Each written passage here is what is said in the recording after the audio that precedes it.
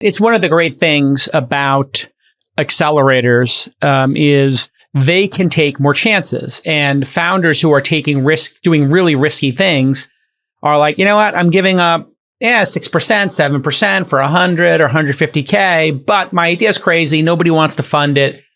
Screw it. If I get some validation here, if I can build some consensus around this and learn, it could be just the type of transformative thing that actually gets people to embrace it. I've had so many companies come through our accelerator as well that were unfundable before we had them in the accelerator. And then suddenly they get through the accelerator, they learn how to pitch the product, they hear all the objections.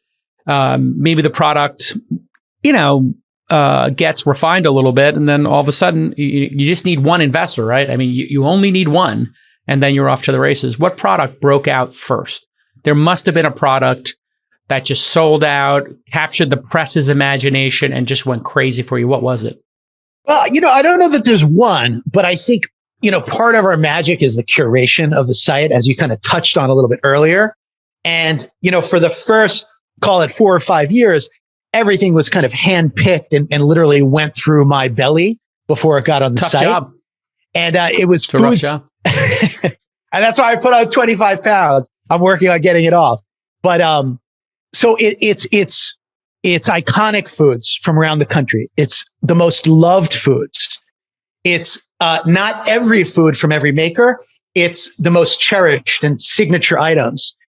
And it's foods that travel well and taste delicious. So I think we captured people's imagination when, somebody in San Francisco could get New York bagels when they've been complaining about how shitty the bagels are, for decades. The same thing is, New York pizza or, you name the regional dish. There's these locally legendary shops that just do it better from the places that originated them, places that perfected them.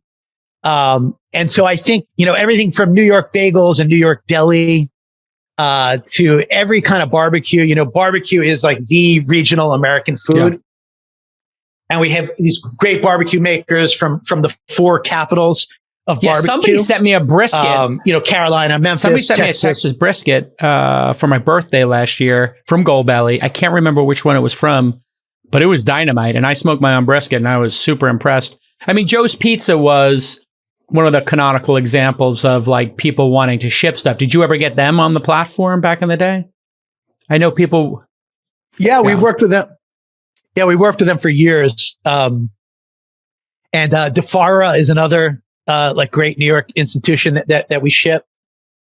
Now, what happens when people figure out how to do this? You teach them how to do it. You prove there's a market. Do they then just leave and do it themselves? Or are people encroaching on the business? Is like Uber Eats or Postmates starting to try to get in on this? Amazon? Or are you still like the first option for people? Yeah, I think, our the volume of our sales is pretty substantial right now for food makers. We have many, many partners that do millions of sales. Millions of dollars a year. Millions of dollars in sales. What's the top number? And then, what's the top, without saying the name of the thing, like who made the most last year? Or who's making the most this year? Like most in a month? 10 million a year? 5 million a year? 3 million a year?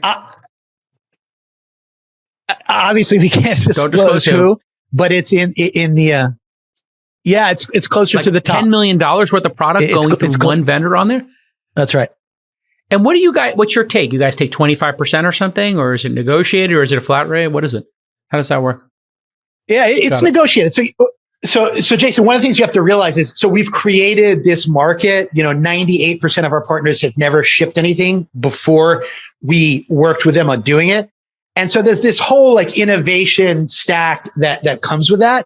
And it's everything from managing the shipping and logistics, managing the technology and the dashboards, obviously bringing in the customers, but even curating the packages of what the products are. We're not shipping you one cheesesteak out to San Francisco. Everything is kind of bundles, more group kind of packages. And so it's not apples to apples generally with the things that you might see on a local delivery site. And we actually let our partners set the price. We figure out the logistics cost. And of course, we have a margin on every order, but there's no like fixed rate card, and we work on a case by case basis depending on each product, its time in transit, and what the products are. What's the most popular? What are the three most popular items this year? And during pandemic, what broke out? So it's every month there's different things that are hot, right? Like in the summertime, it might be something different that's totally different during gift season. Comfort foods, right? As a mission, our company is our mission as a company is to bring people comfort through food, whatever they dream of, wherever they are. And I think food is very personal. So like Jason's comfort food might be totally different than Joe's comfort food. And so for some people, it's pizza. For some people, it's barbecue. For some people, it's a decadent cake or ice cream sandwiches. And so it really is on a case by case basis. But I'll say one of the really exciting categories that's grown the fastest for us is high end chef meal kits. Yes. So we're talking about chefs that you would have never thought about shipping in the past. We work with them at a really high level to create these packages and create these like unbelievable chef meal kit packages. What would you do with an extra 15 hours every week? For a lot of leaders, there's a moment where you realize that you are in your own way. Delegating to someone can be intimidating, especially if you don't know how to do it, right? And that's exactly where Belay comes in. Belay wants to help business leaders by revolutionizing productivity with their virtual assistant services. Imagine how your leadership could transform if you didn't have to worry about reading every email and scheduling every call yourself. And you had more time, energy, and focus to work on things that can 10x your business. Working with SMBs is Belay's specialty, but they also service C-suite executives for Maui Jim, Chick-fil-A, and more. You'll get a free copy of Rise Up and Lead Well, How Leveraging an Assistant Will Change Your Life and Maximize Your Time. It's written by Belay's CEO, Trisha Shortino. So here's your call to action. Get back to focusing on what matters, growing your business, and leave the rest to Belay. Just text TWIST to 55123 for your free copy of Rise Up and Lead Well today. Just text TWIST to 55123 for your free copy of Rise Up and Lead Well.